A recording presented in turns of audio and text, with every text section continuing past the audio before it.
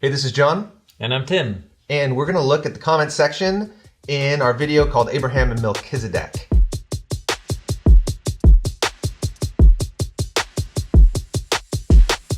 It's the second video in a 6-part series on the royal priest. Mm-hmm. And we just love the great questions you're asking. So let's jump in. Mm-hmm. Clara G., what about the priestly line of Shem? What about the priestly line of Shem? What's interesting is, so Shem, he's one of Noah's sons. And then he has two other brothers, and they all, with their wives, get off the ark in Genesis chapter 9. And what we're told is that Shem was the only son of Noah that ended up being blessed by his father. And there you go, that's Shem. And then we're told about the son that he has, and then he lives for a long time, and then he dies. If you follow the dates of how long he lives, he's actually theoretically still alive in the time of Abraham. So when Abraham meets Melchizedek in the city of Shalem, there's a very ancient Jewish and Christian interpretation that thinks that Melchizedek is either ancient, old, aged Shem or a descendant of Shem, because he has knowledge of the one true God. There's nothing about that in the text, so that's all kind of, or it's inference. Yeah. But what it raises is a question of how does this non-pre-Israelite priest have this really solid bond? Melchizedek. Yeah. Talking about Melchizedek. Yes. How does he have such a solid bond with the same God that called Abraham out of Mesopotamia? And the narrative itself provides no answers to that question. And so as people have looked for where could this guy have come from? Of course, it's potential that he came from the line of Shem. If that were true, then Abraham and Melchizedek are relatives. And there's nothing in the text about that, but it's an interesting question that inquiring people want to know.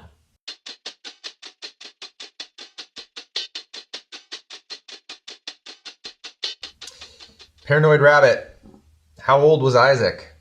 You say he was given and then promptly to be sacrificed, but he wasn't a baby. As you show him as a small child. I don't know, we show him, how old do we show him? I think, don't we go preteen? Preteen, maybe. Yeah. Yet some accounts have him being a teenager or a young man. It may make a little difference to some people, but I'd like to know if Abraham was promptly told to sacrifice his baby, but disobeyed God until Isaac was a young man. I find that significant. Yeah. In the narrative, why we said promptly is because in the literary ordering, Isaac is born in Genesis 21. God tests Abraham in Genesis 22. So it feels promptly in the narrative sequence, because the one chapter Isaac's born, the next chapter is the story of the binding of Isaac. So that's why we said promptly. So the narrative doesn't say what age Isaac was. Usually interpreters are relying on details given elsewhere in the story, but that aren't explicit. So that's interesting.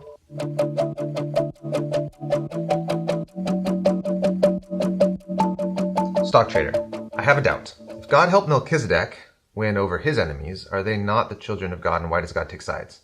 Rather helping them to solve the issue resulting in peace between both sides. I think he's referring to Abraham winning over his enemies. Yeah, right. Which Melchizedek seems fine with. Yeah, or what Melchizedek tells Abraham is, hey, if you didn't know, the reason why you and your little 318-person commando unit could win a guerrilla raid on 4 imperial kings.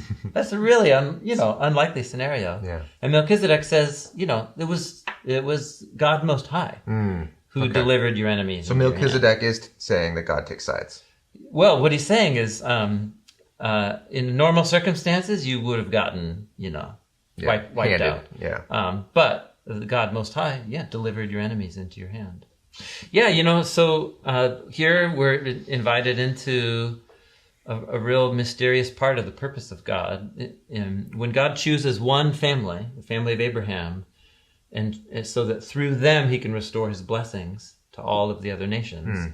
He's also, God's obligating God's own self to defend and take care of and protect this family. He makes a promise to do it. Exactly. He says, I'll bless those who bless you, like Melchizedek, and those who treat you like you're cursed, God says, I will treat them like they're cursed. And so God takes sides when he's chosen someone to give his blessing through them. So in the story of Abraham, that means delivering his enemies into his hands. What's interesting, if you follow this story all the way through the Bible, leading up to Jesus, Jesus is the chosen one. And the way that God empowers Jesus by the Spirit to overcome his enemies is to let them kill him. So there God also takes sides, but in an inverted way. And Jesus' victory... Then he says, go to all the nations, saying, everyone's on my side. Totally, yeah. I'm on everyone's side. Yeah, that's right. Yeah. So you can't just stop with the Abraham and Melchizedek story. You have to keep on reading through. On our long list is a theme video on the chosen one. Yeah, yes, that's right.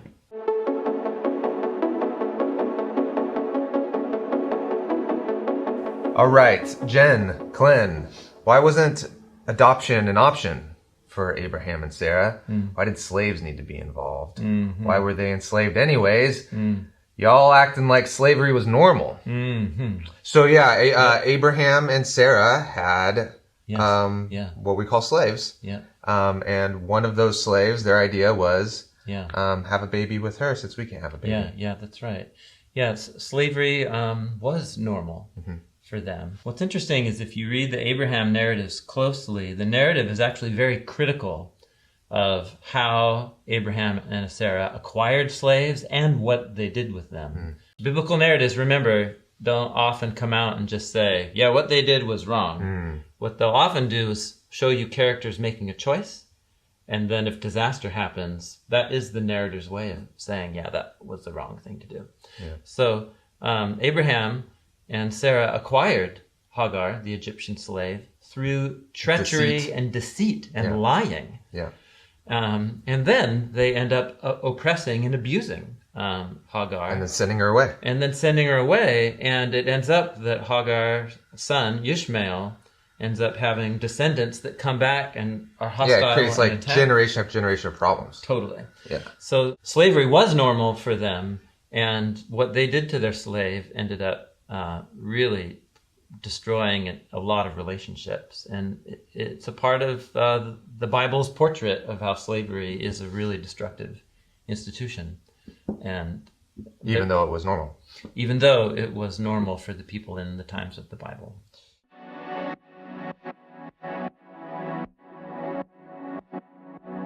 Corey Hayes, loved the video, but I got a question. Why did it say that Melchizedek brought out a great feast for Abraham when the Bible is pretty specific that he just served bread and wine? Why do we call bread and wine a great feast? You know, it's funny. The Hebrew word bread, lechem, actually can refer to more than just bread. So, although it can just mean a loaf of bread. When you say bread and wine, it's not just like... It's not communion? No. It's not like the starter platter? No. Lechem has two meanings. It can mean a loaf of bread or the cat. Do we have a word like that in English? One specific kind of food can also just refer to all foods. There's a funny word. It's zittles? No. Vittles? Vittles! Skittles? Vittles. Vittles. Okay, there you go. So anyway, it was a feast. A feast of blessing on the high place with the high priest.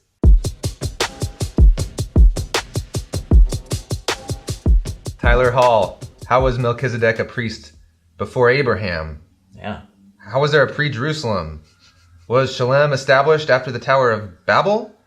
Was Melchizedek a royal priest like the royal kingdom of heaven? Was Melchizedek a spiritual being? There's a lot of questions in there. A lot of questions in there. How was he a priest before Abraham? So there's priests all over the ancient world. Yeah, totally. Yep. Yeah. That's for all different types of gods. Yep. Yeah. And Melchizedek, it's an untold story. That's, of course, why there's so many questions, is because man of mystery. The story's not told.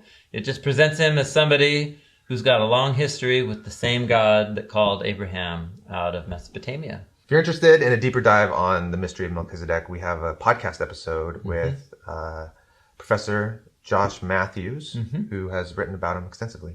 Yeah, so Shalem was a city. It existed. Yeah. In Psalm 78, Shalem is also called Mount Zion or Jerusalem. But in other words, Jerusalem was established by King David as people had lived there before. As the capital city. But he took it over as an existing city from Canaanites who were living there.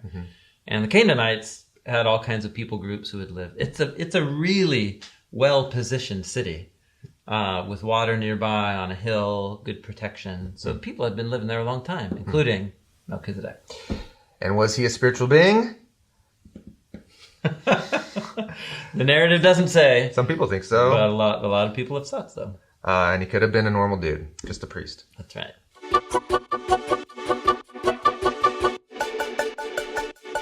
One more comment. Charles.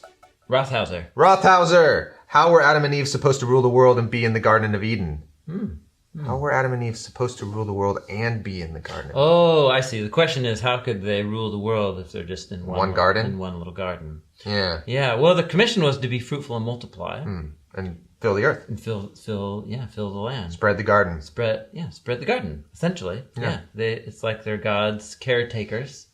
And, if you teach your children how to oversee the garden with wisdom and love and justice, then they'll go spread the love. Spread the love. As the image of God. Yeah, that's right. I mean, gardens are meant to grow. Yeah. Yeah. So are people. And they need to be cared for. That's or they decreate. Yeah.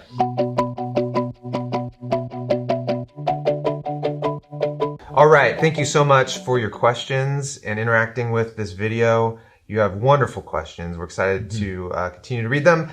And I hope you're enjoying the Royal Priest series. There are 6 episodes. Check them all out. Thanks for being a part of this with us.